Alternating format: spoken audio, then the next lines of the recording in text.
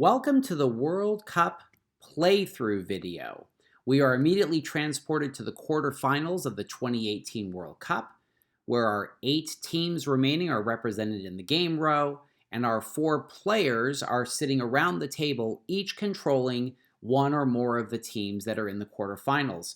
We can see Abby has 3 teams left in the tournament, Ben and David have 2, and while Carly only has Germany in her team, in her association, they are, of course, one of the strongest teams in the tournament.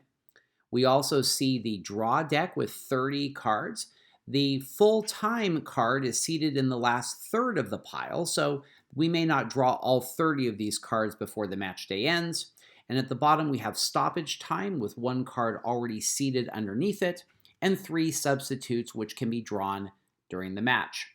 But we're going to start with Abby, who has the first play, and as she places a goal on her team Portugal, she gives the Portuguese an early 1-0 lead. But Ben responds by playing an offside card, which nullifies that goal, and as he draws, his turn is over. Carly, instead of playing on Germany, actually places one of the cards from her hand under stoppage time, which may affect the result at the end of the match day, and she takes that foul card and draws it into her hand. David now places one of his defense cards on Germany, clearly not adding to Germany's goal total, but taking up one of the event spaces, making it harder for Germany to score during the match. He's hoping to draw a very powerful offensive card, but he gets another defense and he puts it into his hand. Abby now plays a penalty card, which she says she's intending for Mexico. Since England is Mexico's opponent, she and David are going to engage in a penalty kick. Abby takes one of the other cards in her hand and she places it face down. And David's job is to try to match the game ball in the corner with the same color as the one that Abby is showing. David has, of course, 3 choices out of the 6 colors in the game. He can play a card with a red ball, a yellow ball, or a gray ball. And he's thinking about the fact that the colors are not evenly distributed through the game. There are a lot more cards with black balls than gray, for example. Since there aren't that many gray balls in the deck, he doubts even if Abby has a gray card. If she had a red card in her hand, she may not play it because that's pretty prevalent. So he's going to go with playing one of his cards with a yellow ball. And when they turn them over, Abby did in fact have a card with a gray game ball. So the kick scores.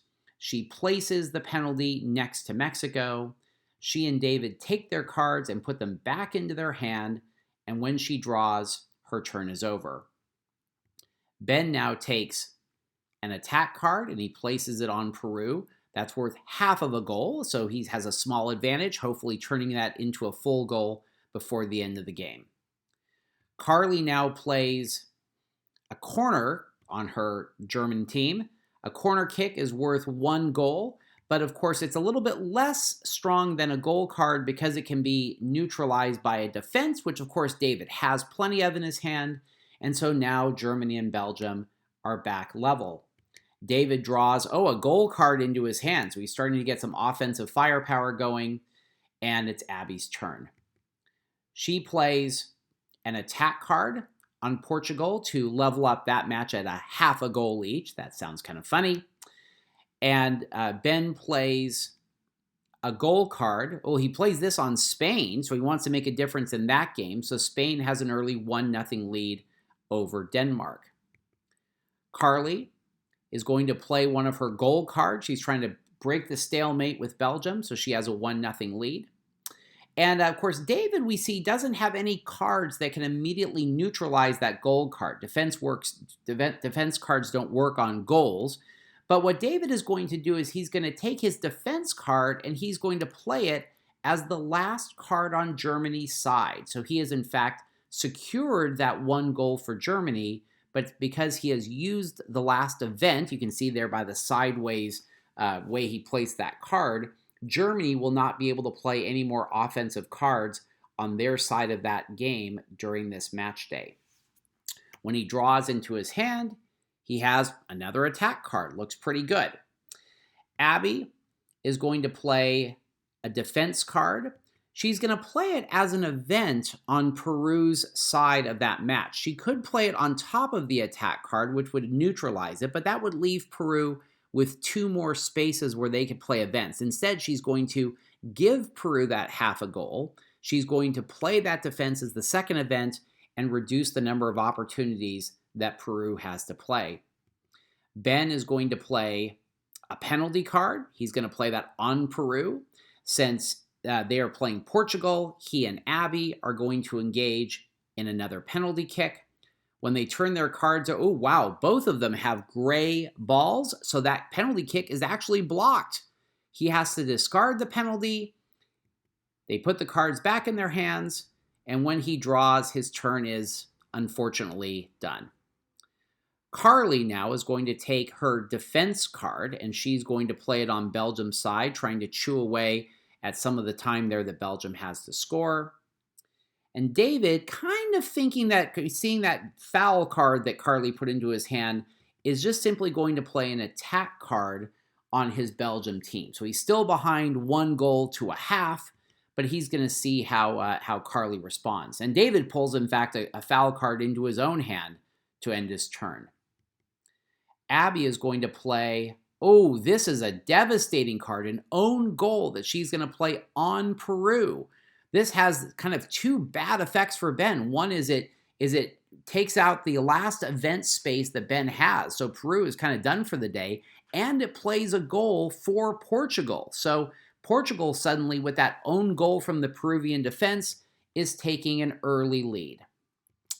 Ben is going to play an attack card. He's going to play that on Spain to pad Spain's advantage. And Carly now is going to take that foul card, which she drew earlier, and use it to neutralize David's attack. But she isn't aware that David, in fact, does have a goal card in his hand. And so he's going to play that to level that match at 1-1. And when he pulls the card, he gets, great, another goal card into his hand.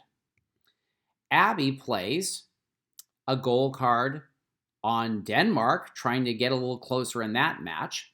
When she draws, you'll notice that there are only 10 cards left in the draw deck. So now every single play could immediately reveal the full-time card ending this match day.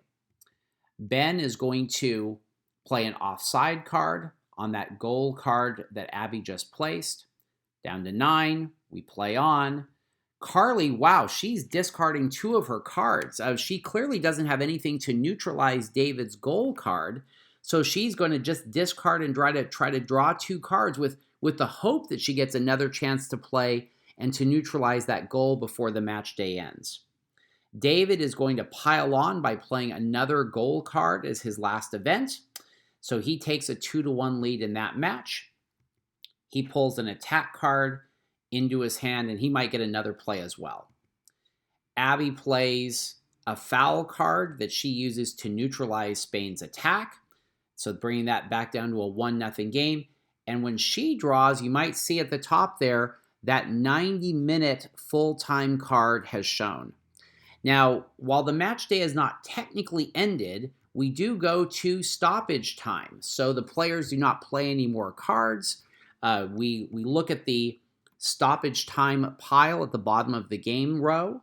But before we do that, let's take an account of where the games are at this moment. Portugal has 1.5 goals, thanks to that own goal on the Peruvian side of the scoreline, whereas Peru only has a half. Germany has 1 goal to Belgium's 2. Spain has a 1-0 lead over Denmark, as does Mexico over England. The color of the boxes on the score line match up with the color of the borders of each of the cards for the teams. And during stoppage time, game balls of those colors will add a half goal to those teams' scores at the end of the day. So we say goodbye to the substitutes who go back to the bench. We pull out the 2 cards under stoppage time, one which was placed there at the beginning of the match day, one that was clearly seated there by Carly, and her card, in fact, has a black game ball, giving her 1.5 goals for this round. She's hoping, nobody knows what the other card is, but she's hoping that that other card is black as well to bring her level. But when that other card is revealed, it in fact has a blue game ball, which will in fact have ramifications for a lot of the teams. Peru goes from 1/2 to 1 goal. Spain goes from 1 to 1.5, as does Mexico, with England going to a half a goal. Now, clearly in soccer and football, we don't have half goals. So as this match day is officially over, the full-time whistle has been blown, the halves get dropped. So Portugal and Peru end 1-1. Germany loses 2-1 to Belgium, and Spain and Mexico each have 1-0 victories. Since we are in the quarterfinals, if we were to extend this playthrough video, Abby and Ben would play a mini game, which would then represent extra time, and if necessary, they would go to a penalty shootout. But we see here that some of our players are still alive. Abby and Ben each have won one of the games. Our player David has survived. Even though England is eliminated, Belgium has gone through with a dramatic defeat of Germany, and in a rare rebuff to Gary Lineker's claim that the Germans always win in the end, Carly and Germany are out of the game.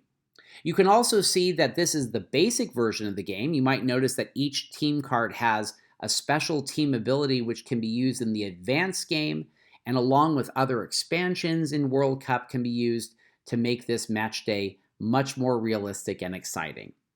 So that's our playthrough video for World Cup live on Kickstarter. Take a look and pledge today. Thanks for watching.